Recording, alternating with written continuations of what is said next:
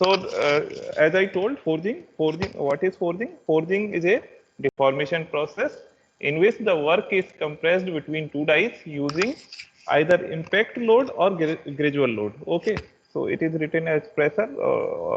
You can also say some pressure is applied using two components which are sometimes called dies, or one part is called as die and another is called part is called as punch.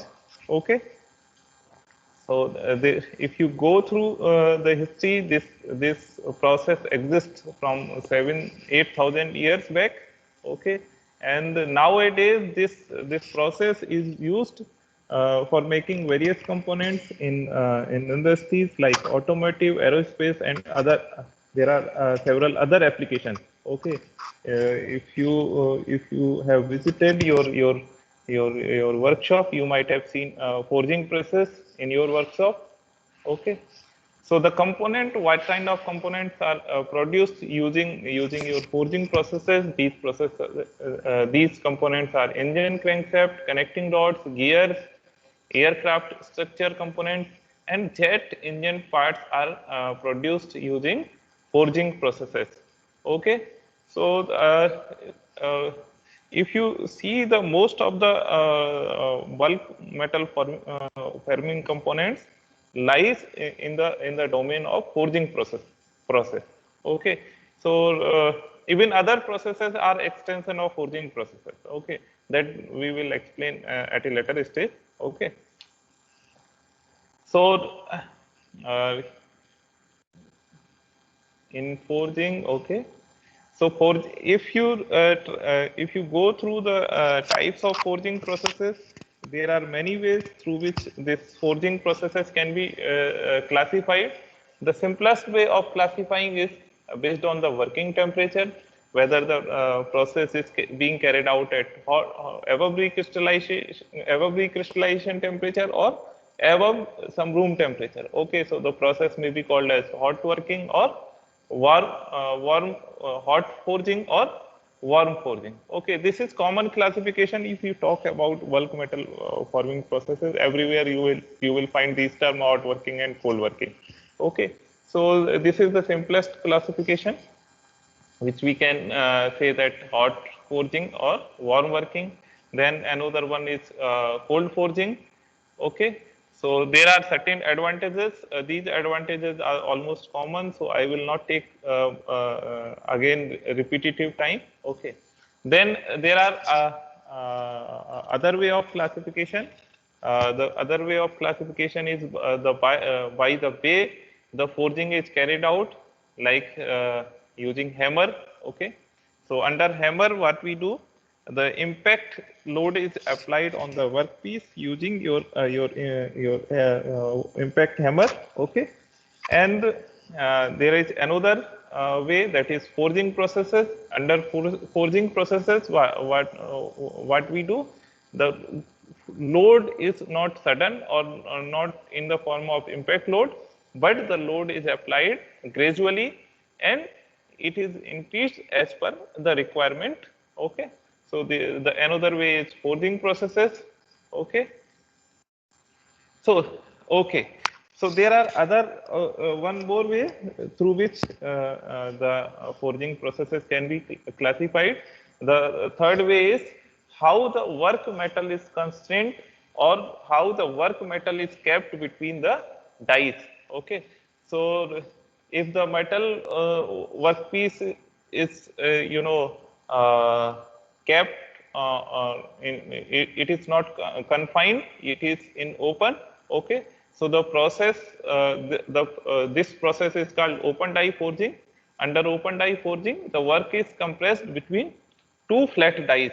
Okay, and this because of this, metal flow without any constraint in the lateral direction. Okay, so this is how it is called. Even by the name itself, you can understand. Under open die forging, the forging is kept in open space using two flat surfaces. Okay, then another is forging. Okay, so impression die forging is sometimes called as closed die forging. Okay, So by impression you might not be able to recall, but the another term is for impression die forging is closed die forging. So under closed die forging, what happens? The die surfaces contain a shape or impression that is imparted on the workpiece during the compression, and the constraining metal flow to a significant degree. Okay. So in this impression die forging or closed die forging, the uh, lateral flow is relatively low, and it is you can say some undesirable flow, and which comes out in the form of flashes. Okay, so this flash needs to be removed at the end of operation. Okay, then since this flash is undesirable, then we have another type of forging that is called as flashless forging. Okay, so under flashless forging, what is done? The work is completely constrained within the die and your punch. Okay, so there is no extra unwanted portion on your complete part. Okay, complete deformed part. Okay, so if you try to see through the diagram, okay, so this first A diagram, figure A, it is representing your open die forging. So under open die forging, what is happening? This is your workpiece, this is your upper die, this is your lower die. Okay, so your workpiece is kept in between two flat dies, and it is being deformed till the desired shape is achieved. Okay, but this is your case of open die forging. Okay, under this open die forging, flat surfaces are used, and the workpiece is deformed between these two, upper die and lower die. Then second type of your forging was impression die forging or closed die forging. So if you see, there are some shapes, opposite shapes, opposite to the desired shape, which are created on your die portion. Okay, so if you see, when this workpiece is kept of dies, and as soon as we apply forces, the metal flows, and there are some unwanted flash. Okay, this unwanted material is there. You can see here also in right hand side, and here also in left hand side. Okay, so this unwanted material is removed at a later stage that we will discuss. Okay, so this process is called your impression die forging or closed die forging. Then there was third process, which was called as flashless forging. Okay, under flashless forging, what is not desirable as compared to impression die forging? These flashes or undesirable material is not desirable in the case of flashless forging. Okay, so here you can see under flashless forging, your workpiece is kept between the die and punch. Okay, and the work metal is so constrained that after the application of force, there is no undesirable flash is generated on the surface of your final product, and the final product is the component is your raw material is completely deformed into the final desired shape. Okay, so here you can see the requirement is that the initial volume of your workpiece as well as final volume of your workpiece, your product should remain same. Okay, so here a precise calculation is required in order to calculate the final your initial as well as final volume of your product, because these two has to be same. Okay, so this is about how this forging operations are carried out, that is open die forging, closed or impression die forging, then flashless forging. Now we will come to the open die forging. So what are the operations that can be done on open die forging? So if you talk about open die forging, from the figure itself, it is clear. If you remember this figure in your mind, then you will be able to understand these points easily. Okay.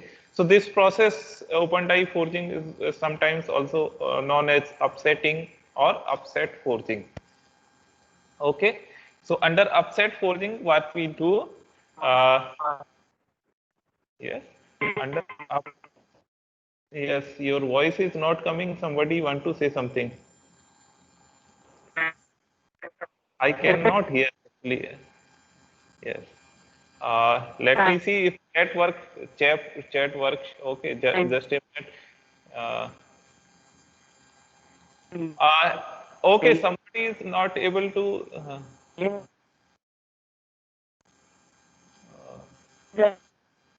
Is my voice audible to everybody? Anyone respond, please? Because I am not able to listen. Somebody want to say something. Yes, sir. You are Okay, audible. okay, fine. So I think there is network issue from another side. Okay, so I will continue. If there are any questions in between, any doubt, that we can take up even after lecture over telephone. Okay. So if there are any network issue at any point, okay. So we will continue open die forging. Okay. So under open die forging, we have it is known as upsetting or upset forging. And if you see this diagram of open die forging, so what we are doing actually, that we are explaining here. Okay, what we are doing, we have some cylindrical cross section which is kept between two flat dies, and it is more or less similar to your compression test. Okay, so the way we carry out compression test, your upsetting or upset forging is similar to that of compression test. Okay, so what actually happens in the case of upset forging? The height of your workpiece or your raw material is reduced, and diameter of your product, final product, increases. Okay, you can see here, if you apply certain forces on this upper die, obviously there will be the decrease in height and increase in diameter. Okay, so this is the simplest way through which you can understand open die forging. Okay, so now we will come to the analysis part of these processes, that is the open die forging process. Okay, so under open die forging, what we are doing, we are having some initial shape, some initial diameter DO and initial height HO. This is our initial workpiece, cylindrical workpiece, which is having initial diameter DO and height HO. Okay. So what is expected under open die forging under ideal condition? Ideal conditions means there is no friction between work and die surfaces, and the homogeneous deformation occurs, and the flow of material is uniform throughout its height. Okay, so there are three conditions. Under ideal condition, there is no friction between work and die surfaces. It means there is no frictional force between the die surface and your workpiece. And the kind of deformation, that deformation is homogeneous in nature, and the flow of material is uniform throughout the height HO. Okay, so as soon as we apply some forces, what will happen? And if these three conditions are satisfied, this cylindrical component will remain cylindrical, but the height will reduce and diameter will increase.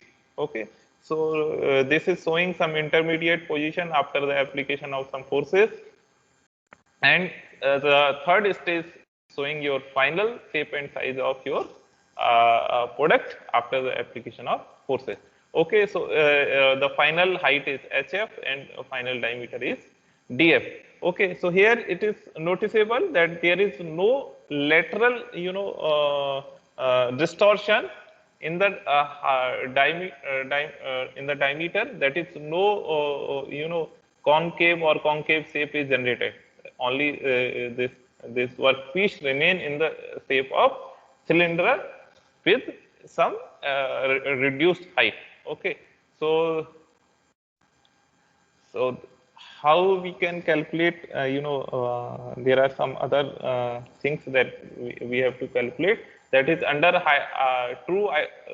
under ideal conditions, how we can calculate true strain. Okay, so this true strain is given by epsilon equal to natural log of HO upon H.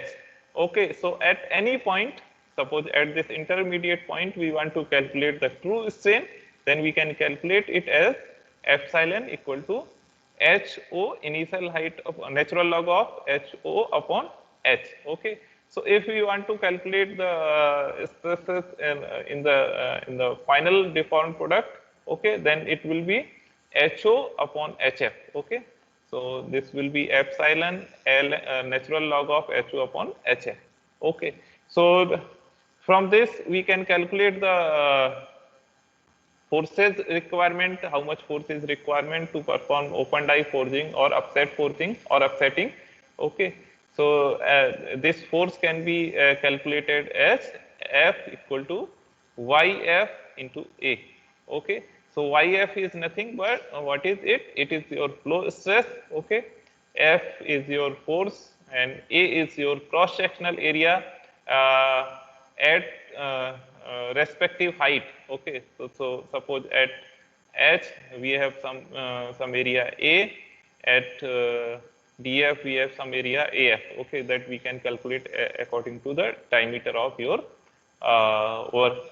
deformed product. Okay, now we have because these were the ideal conditions, that there is no frictional friction between and die, that is also not possible in practical condition. Okay, because there is some friction which exists between the workpiece and die surfaces. Okay, also there are some impurities in your material, and because of that this homogeneous deformation do not occur. The deformation is not homogeneous. The deformation may be higher at some places and lower at some other places. Okay, and also the flow of material depends on the irregularities in your material structure. Okay, so the material flow is also not uniform. Okay, so the material flow may also be non-uniform when we go to actual upsetting operation. Okay, so this is I am showing how the actual deformation takes place, or actual deformation is done in the case of open die forging. Okay, so because of there is some frictional force. Okay, because of this frictional force, what is happening? As soon as the force is applied, this barreling effect is created, and what is happening? Your workpiece tries to take the shape of some circular surfaces. This height is converted, straight line is converted into some circular shape. Okay, so this is how the actual deformation takes place in the case of open die forging processes. Okay, so so under this effect is called barreling effect. Okay, so instead of direct reduction of height, what is happening? Some circular surfaces is generated on the height of your surface, on the height of your cylindrical workpiece. Okay, and this kind of final product we get in the case of actual open die forging operation. Okay, initial start of process, then some intermediate deformation, how the shape looks like, and this is your final product which is comes out of open die forging process. Okay, so if you see, since there are frictional forces, okay, the deformation is not non-homogeneous, material is not homogeneous, and the material flow is not uniform. So what happens? The there are the force requirement may be slightly higher as compared to your ideal conditions. Okay, so since the friction causes the actual upsetting force to be slightly higher than the what is predicted previously in the case of ideal condition. Okay, so previous equation was F equal to F equal to YF into A. So it is being multiplied by certain shape factor which is called as KF. And okay, so what is KF? KF is nothing but it is a forging shape factor. Okay, and this how this forging shape factor is calculated? KF is calculated KF equal to 1 plus 0.4 mu d upon h. Okay, so this is how we calculate the shape factor, and we can see clearly this case KF is slightly greater than 1. Okay, because there is some quantity 1 plus these all terms are positive. Okay, so because diameter cannot be negative, height cannot be negative, and mu is a coefficient of friction. Okay, so this KF is always greater than 1. Okay, this is how this KF is calculated. Okay, so under open die forging, this open die forging may be classified further in three types, that is fullering, aging, and coking. Okay, so under fullering, what we do? Under fullering, fullering is a forging operation which is performed to reduce the cross section and redistribute metal in a work part in preparation for subsequent shape forging operation. Okay, so in this fullering operation, what happens? The die have convex surfaces. Okay, that I will show through the diagram. Okay, under fullering, the die surfaces have convex surfaces. Under aging, aging is similar to fullering, except that the die surfaces have concave surfaces. Okay, so these two operations are performed. These two types of processes are performed to reduce the cross section and redistribute the material in a work part for the preparation of subsequent shape forging. Okay, so then we have cogging. Cogging, what we do in cogging? Cogging consists of sequence of forging operations, uh, forging compressions along the length of workpiece to reduce the cross section and to reduce the cross section and increase the length of your workpiece. Okay, so through diagram you can understand. Let me show convex. Okay, so here this was a case of fullering. Here you can see the upper die and lower die are having the shape of convex surfaces, and your work part is this material is being redistributed. Okay, and similarly in the case of this is second diagram which is showing your aging. Under aging operation, what kind of shape is available? The shape of upper die and lower die surfaces is concave surfaces. Okay, and this is your fullering. This is your cogging. Sorry, cogging. Okay, under cogging, what is happening?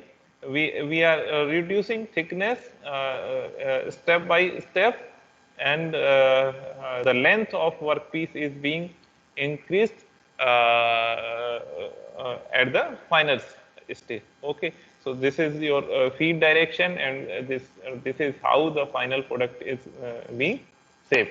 Okay, so final thickness is slightly is reduced as compared to your initial starting thickness.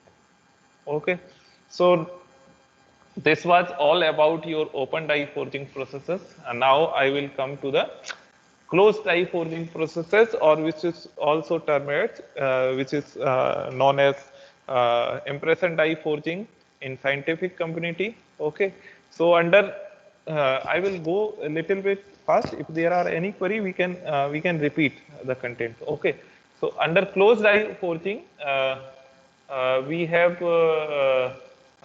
the process is carried out between two dies, okay, as I explained earlier, and the material is almost confined, okay. It is not fully confined but almost confined between the two dies, and some additional, or you can say some unwanted surfaces remain on the surface of your final product, okay. So under closed die forging, what we are doing, as the closed die as the dice closes to its final position, the flash is formed by the metal that flows beyond the die cavity and into the small gap between the die plates, okay, that we have already discussed in the earlier diagrams, okay. Although this flash must be finally cut away, it serves an important function during impression die forging, that is closed die forging. As the flash begins to form, friction resist continue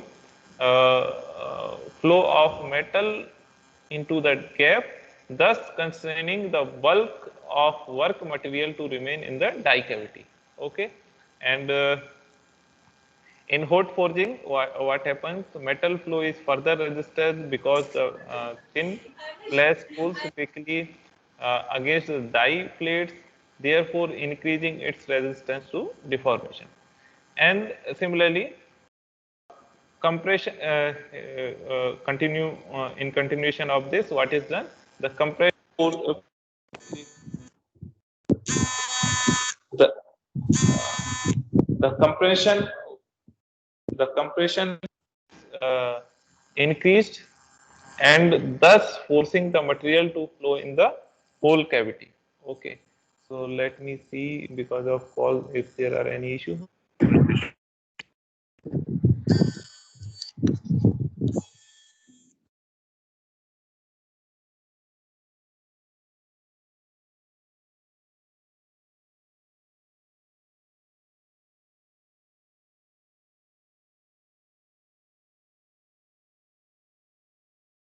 Okay, uh,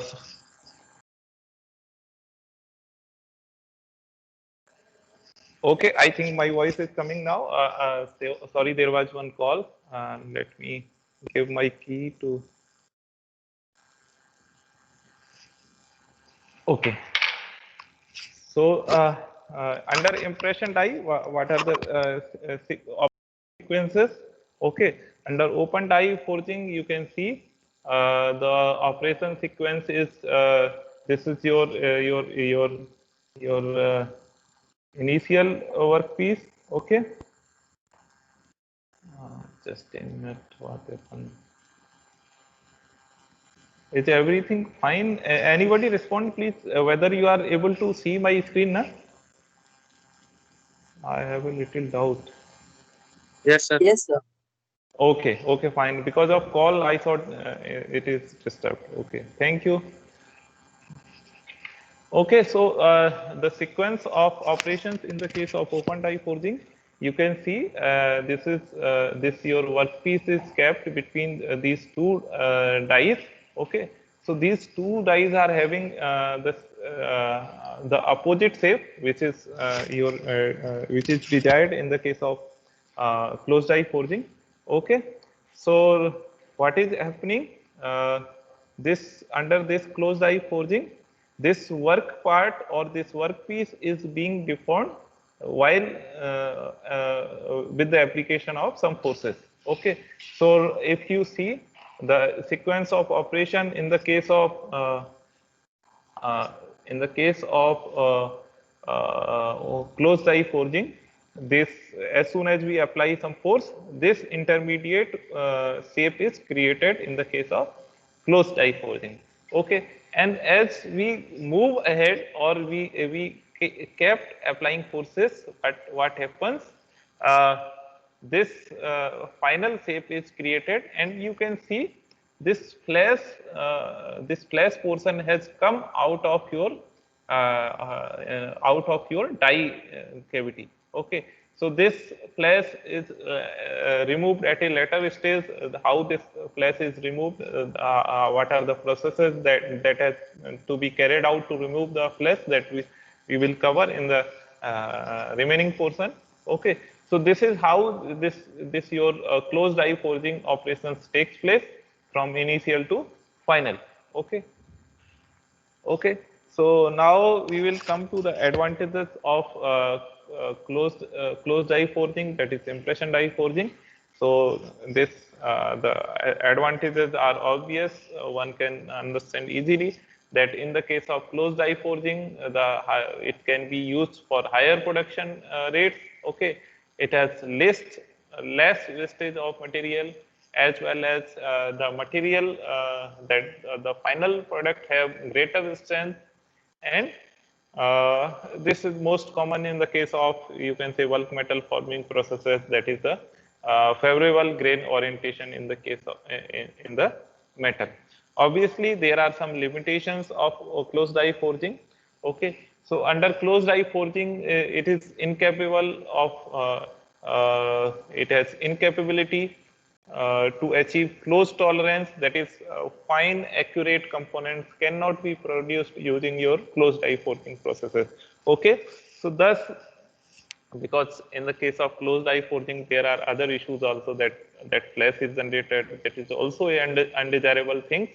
Okay, so this undesirable or unfinished portion require further machining. Okay, so that even the trimming of your flash is required. Okay, so there are other machining operations which needs to be carried out in order to give the final desired shape to the product received from your open die forging, closed die forging, impression die forging. Okay, then we will come to the flashless forging. Okay, so under flashless forging, it is more or less in operation. It is more or less seems like your closed die forging, but it is quite different. It is more complex when we compare it with closed die forging. So under flashless forging, as the name indicate, no flash or no undesirable part is generated on the final product of your workpiece, on your final product. Okay, so there are certain requirements in order to achieve flashless forging. The first and important requirement is the volume. Okay, so volume consist volume consistency, the volume of your final product and your initial workpiece should remain the same. Okay, so the initial starting workpiece has to be taken chosen carefully, that the volume of your initial, since the volume of your initial product has to remain with final product. Okay, so there are some other requirement. The starting length is, if the starting length is too large, then it is again, it creates issues. The excessive. Okay, just a minute. There is one call from head, sir. Let me speak for 1 second.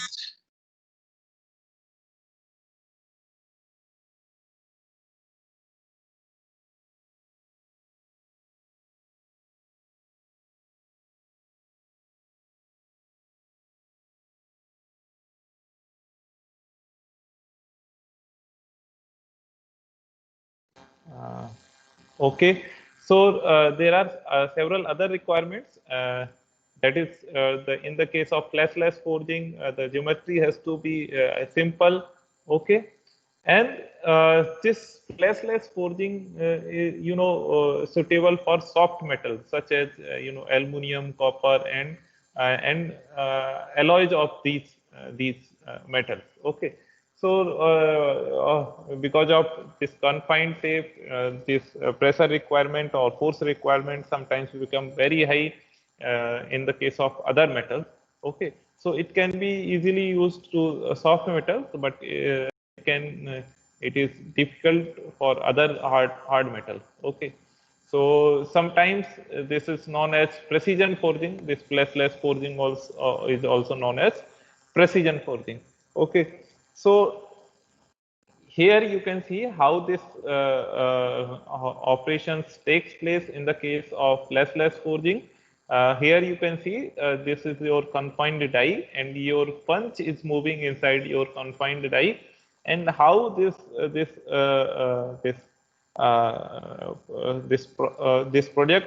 product is getting converted into your final finished product. Okay, so this is your inner starting shape, and here you can see some intermediate stage, and then this is your final finished product. Okay, which is kept between your punch and die. Okay, so this is how your fleshless forging takes place. If there is some shape on your die and punch, then this shape is created on your final finished product. Okay, so uh, this is how this fleshless forging is carried out. Okay, so I think I will stop here, and okay, not stop. Let me complete this at least fleshless forging complete. Okay, so there are some operations which can be carried out using fleshless forging. That is one process is your coining. Okay, so how this coining is carried out using using fleshless forging? Okay, here we can see under coining. Coining is a type of fleshless forging in which the fine details in the die are impressed into the top and bottom surfaces of the work part. Okay, there is a little flow of metal in the case of coining. Okay, so as the name indicate, you might have seen, all of you might have seen the coins. Okay, so these coins are produced using your fleshless forging. Okay, so this is how the impressions are created on the top and bottom surfaces of your final product or your coin. Okay, so in the case of coining, the metal flow is very little, or you can say very small. Small amount of metal flow takes place in the case of coining. Okay, so here you can understand how these operations are carried out in the case of your coining. Okay, this is your initial starting block. Okay, starting blank, then some compression force is applied over this, and this is showing your deformed component or your final coins which are produced using your fleshless forging, and it is showing your finished product. Okay, so these you can see these coins are created, and because of this shape there is no further requirement of or machining is required for the coins which are generated using fleshless forging.